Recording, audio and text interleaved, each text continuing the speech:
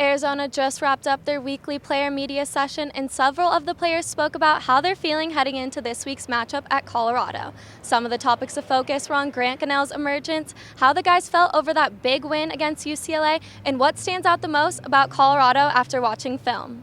And how would you describe the leadership Grant showed in the game on Saturday? Oh, it was awesome. That kid, he's a stud. He's definitely, next few years here, he's going to be amazing. He's going to be like next Khalil Tate.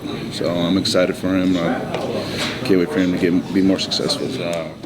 I would just say more his attitude going into the game was really impressive. Didn't seem nervous. A true freshman starting on national TV, first career start. It was impressive the way he handled himself, and then also the way that he played during the game. Just the way he kind of carried himself with confidence and kind of how hard he is on himself when he doesn't do the right thing. I think that's impressive. He knew that he was going to have to step up and take over the role for this game because Khalil was unfortunately out.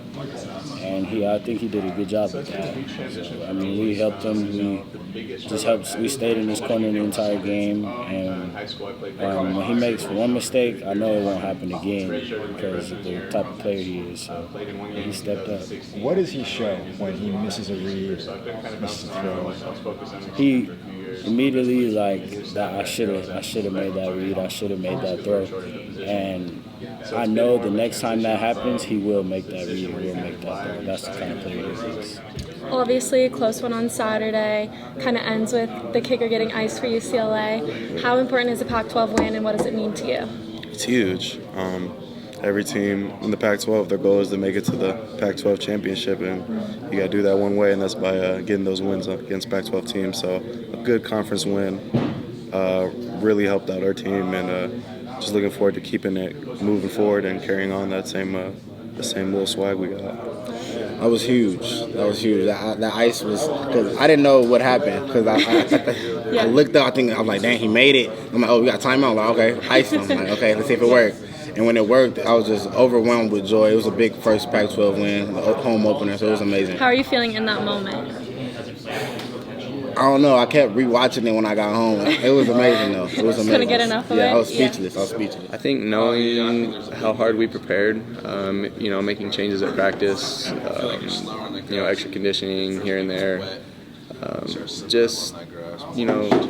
like we had talked about going into the season originally, there's just a different atmosphere. Guys are clicking together, working hard, and we have more of a emotional bond, I would say.